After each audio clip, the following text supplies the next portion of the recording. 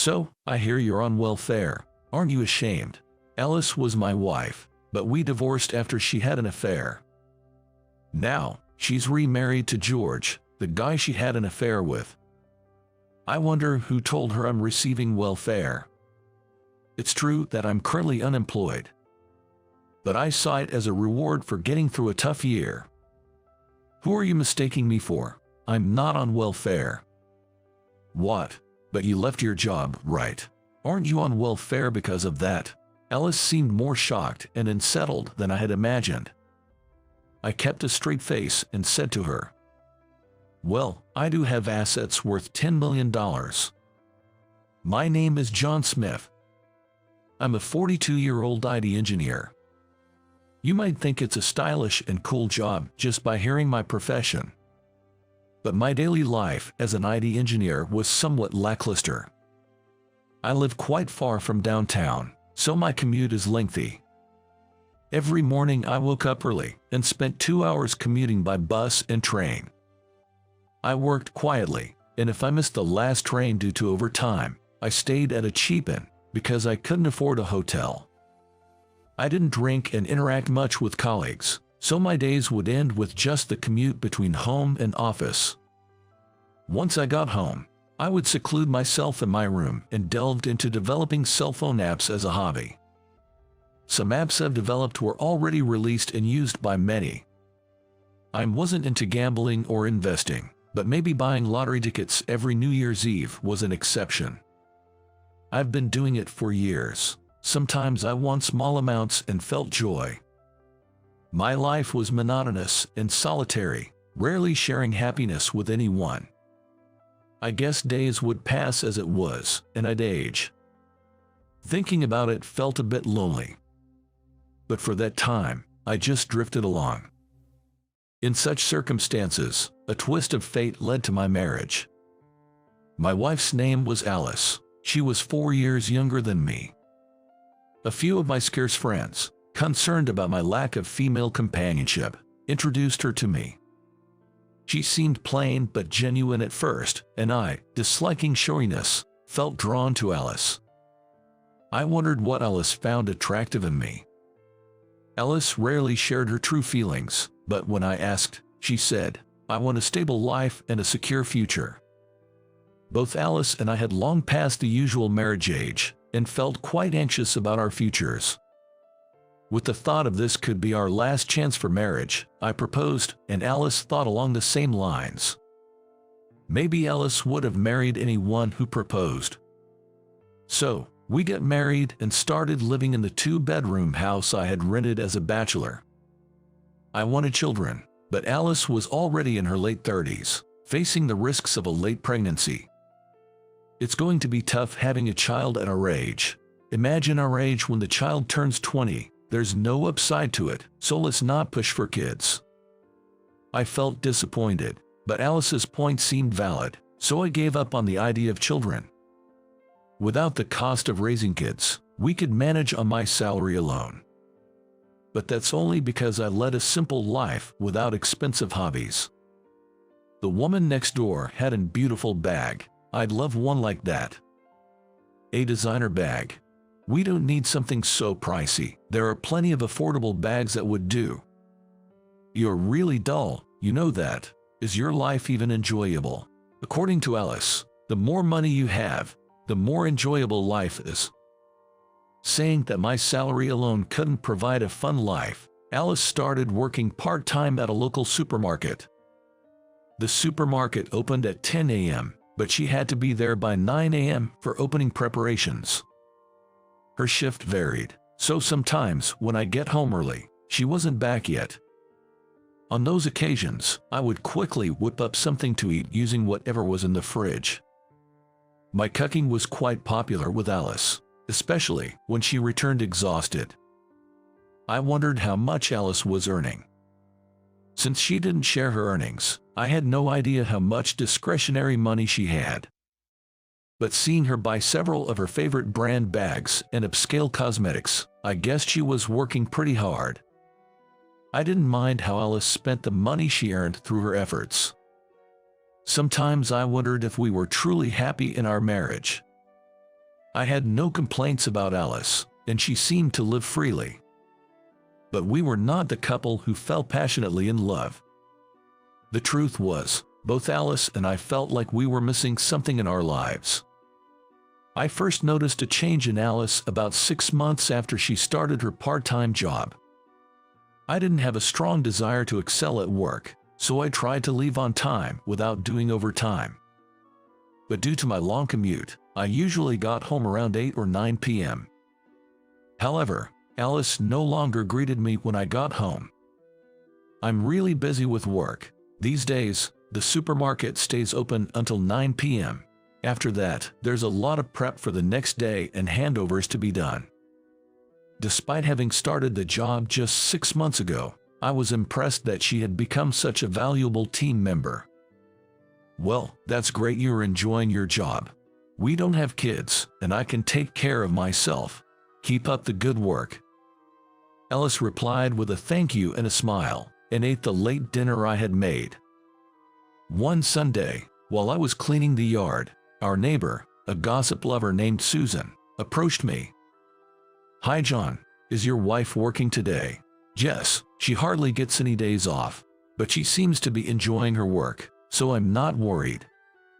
"Oh, is that so? If the husband is okay with it, maybe I shouldn't say anything." "What do you mean? Is something wrong with my wife?" Susan looked around nervously to make sure no one was listening, then whispered, "Your wife is having an affair with the supermarket manager. Several people have seen them together." I felt like I had been hit on the head. Alice is having an affair. I had naively reassured myself that Alice, being a plain woman, wouldn't get involved in such things with other men. However, lately, her makeup and clothes have become more flamboyant. Perhaps men who like flashy women would be attracted to her. But that doesn't mean I can easily accept such a story. No way, my wife would never do that. I trust her. "You're naive, aren't you? Anyone who sees her flashy getup these days would notice. You should confront her about it." Indeed, Alice had lost the simple charm I loved, and had completely switched to a flashy style. If this change was to please her lover, I couldn't ignore it. I immediately confronted Alice about the affair. Alice admitted to the affair without hesitation. "I want a divorce. I love George, the manager. For the first time in my life, I feel truly alive and in love. Marrying you in a hurry because of our rage was a mistake." How could she say something so cruel? Was our married life really that unenjoyable? I thought I had done everything I could for Alice, making compromises where possible. To be told that our marriage was a mistake. Feeling angry, I clenched my fists, trying hard to stay calm. Alice, seemingly indifferent to my feelings, suddenly stood up and went to the bedroom. Unable to bring myself to sleep in the same room, I spent the night on the living room sofa. The next day, Alice said, "We need to cool off a bit," and went back to her parents' house. A few days later, a woman claiming to be George's wife came to my house. "Hi, I'm Linda, George's wife. My husband wants to divorce me, and it seems your wife is the reason." I listened to Linda's story in detail. George and Linda had a 5-year-old son and a 2-year-old daughter, and Linda's days were consumed with childcare. "My husband's feelings have drifted away. He says he no longer finds me attractive now that I've become more of a mother than a wife. He told me he wants to live with the person he loves, so we should get divorced." George's selfish logic infuriated me. If Linda and I had done something wrong to our partners, I would understand. But we hadn't done anything wrong. At most, our plain and steady lifestyles led to a lack of excitement. What does he mean by "I want to live with the person I love, so let's get divorced"? For Alice, I was just a boring existence, as Linda was for George. "If we divorce, I will demand alimony from your wife. You should also claim it from George. They'll probably marry each other, but I don't want them to have an easy start to their marriage life." I felt the same way. Linda was being discarded by George, and I was being abandoned by Alice. Meeting Linda and talking to her helped me decide the divorce with Alice. I understand. I will also claim alimony from George and my wife. You should do the same, Linda. Money alone can't make people happy, but it's better to have some. Let's seek our own happiness. So, Alice and I got divorced, and Linda did the same with George. Alice and George quietly paid the alimony and child support we demanded.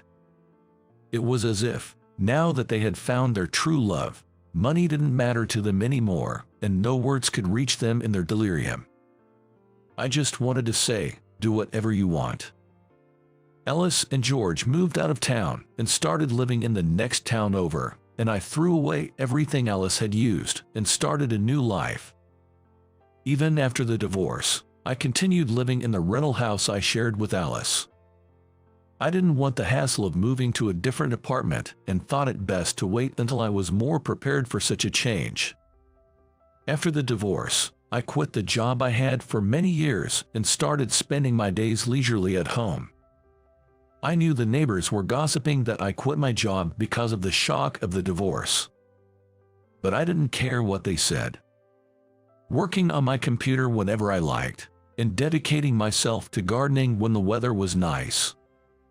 I spent my days leisurely. One day, the neighborhood gossip, Susan, approached me again. John, did you quit your job?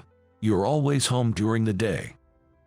Yes, I just can't bring myself to work right now. I'm taking some time for mental rest.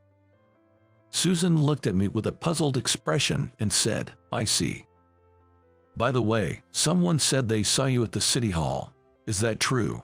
Yes, I have been going to the city hall once a month lately. Susan's eyes widened for a moment before she muttered something mysterious and left saying, well, see you later.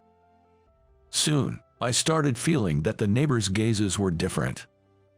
At first, I didn't notice, but it seemed like they pitied me. Sure, the story of my wife Alice cheating with the local supermarket manager George and leaving was embarrassing, and I understood their sympathy. I thought they pitied me for that reason. However, I soon realized it was not just that. There was a rumor about me circulating. It was that I was living on welfare. Susan was the source of the rumor. She deduced this from the fact that I was jobless and always at home, going to the city hall once a month, and still living in a shabby rental house despite my divorce. She theorized that I didn't work because I was getting welfare payments. That my monthly city hall visits were to collect welfare checks. And that I couldn't move out of the shabby house because living in a nicer place would disqualify me from receiving welfare. I just smiled wryly, thinking, so that's what it is, but continued my days as usual. Indeed, I'm not working right now. But I considered it a reward for overcoming the pain of divorce. One day, I went to a shopping mall a bit far from home to buy gardening supplies. After shopping, I sat on a bench to relax and spotted a familiar woman. It was Alice.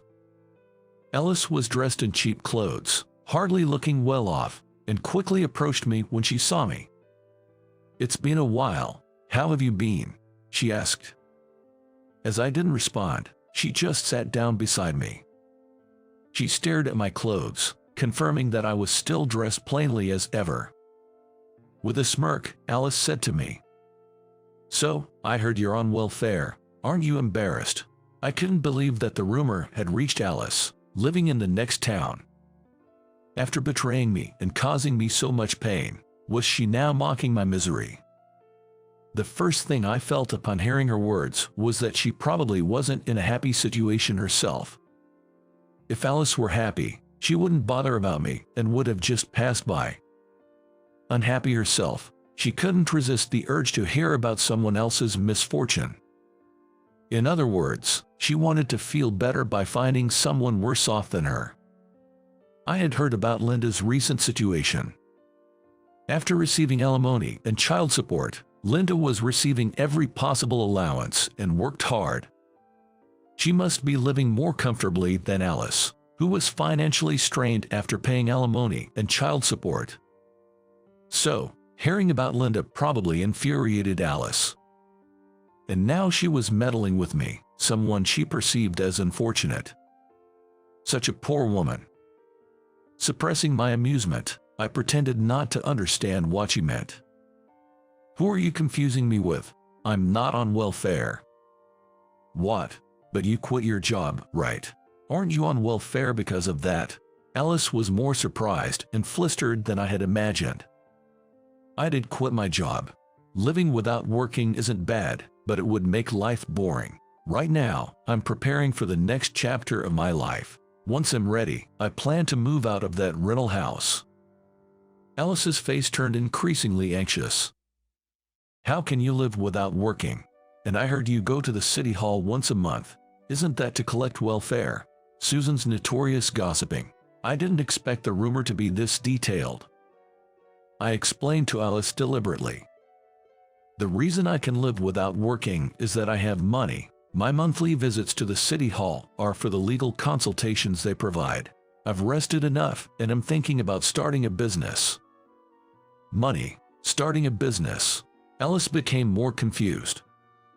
Weren't you just a regular employee with hardly any money, and you quit your job, starting a business? Are you crazy? When we were married, I had given Alice access to all my savings accounts. So, she knew very well that I didn't have much money back then. In her mind, if I had money, she wouldn't have left me for George. Keeping a straight face, I told Alice. Well, I do have assets worth $10 million. Alice's mouth dropped open in disbelief, uttering a stunned what? Yes, I now have assets worth $10 million.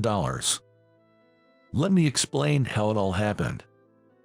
I think I mentioned before that I have a hobby of buying lottery tickets.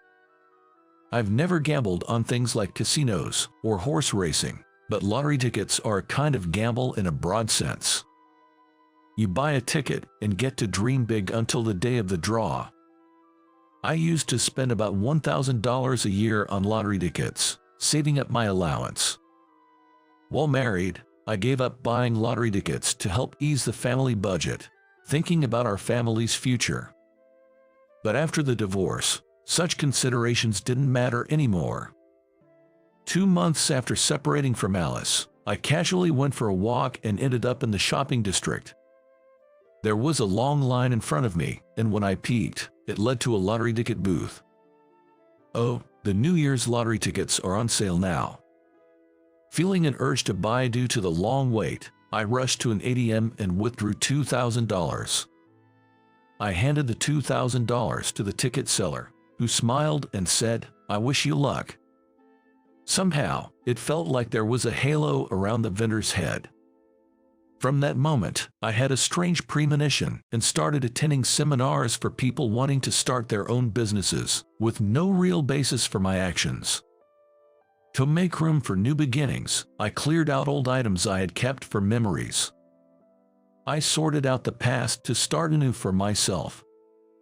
Then, on the lottery draw day, I checked the official website and confirmed that I had won a total of $10 million, including the front and back prizes. Despite my strange premonition, I never really thought I would actually win. The emotions were beyond just happiness or surprise. I probably spent half the day in a daze. Having received $10 million, I tried not to change my life drastically. I kept the win a secret to myself. I didn't even tell my parents about it. I knew that if people found out, suddenly unknown relatives and best friends would appear out of nowhere. Building a mansion would have been a dead giveaway. I decided not to indulge in frivolous luxuries, saving the money for what I truly wanted to do. First, as a reward for years of hard work, I took some time to relax. I resigned from my job and spent more time gardening, basking in the sunlight. Gardening turned out to be quite interesting, and my small garden soon bloomed with vibrant colors. After 2 months, I got bored of resting and began looking for collaborators to prepare for starting my own business. It felt like my unremarkable life and the failure to find a good partner were trials for this reward of $10 million. Being able to tell Alice about my assets now is like a reward from God for all the hardships I endured. Another stroke of luck was that the lottery win happened after our divorce. If I had won it while I was married to Alice, she would have probably squandered it. Eventually, Alice came to her senses and started interrogating me fiercely. "Why didn't you tell me you had assets worth $10 million when we were married?" Alice asked.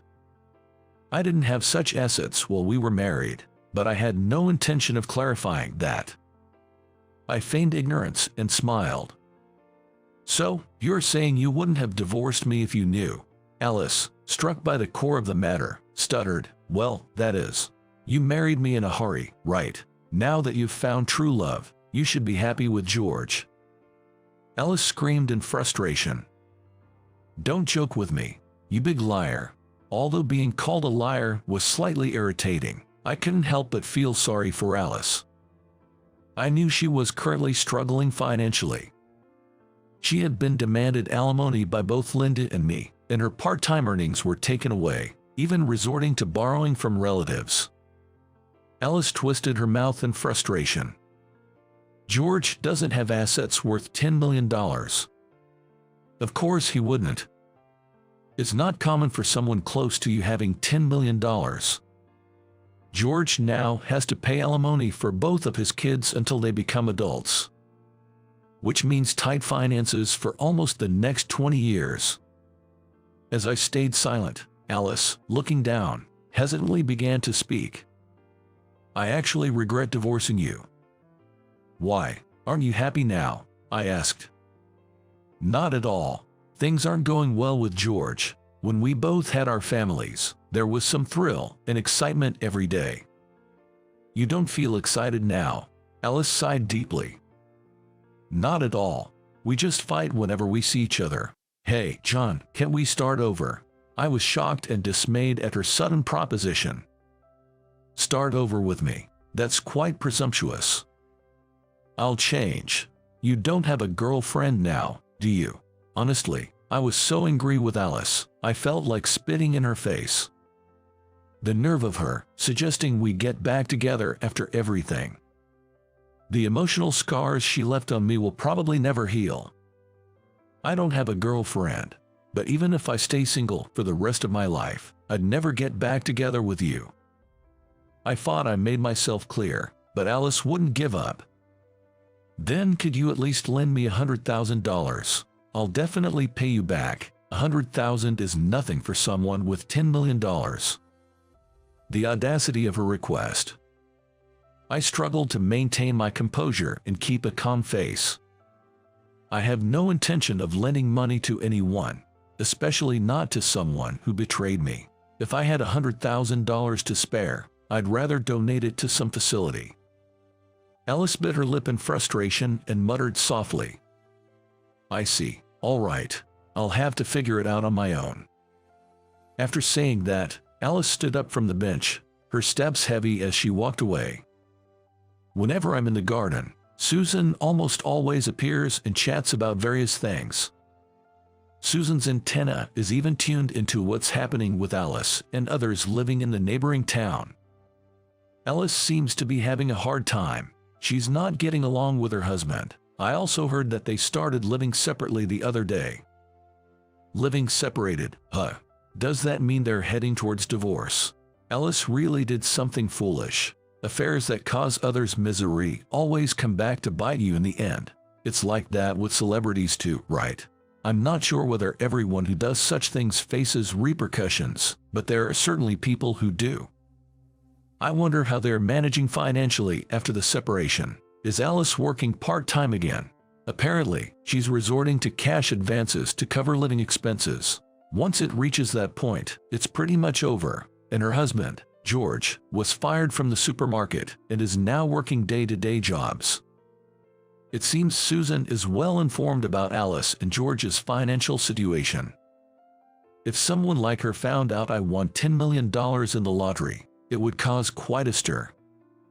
I planned to keep it a secret while I was in this town, and then moved to an unknown place when the time was right. Eventually, I heard that Alice and George got divorced.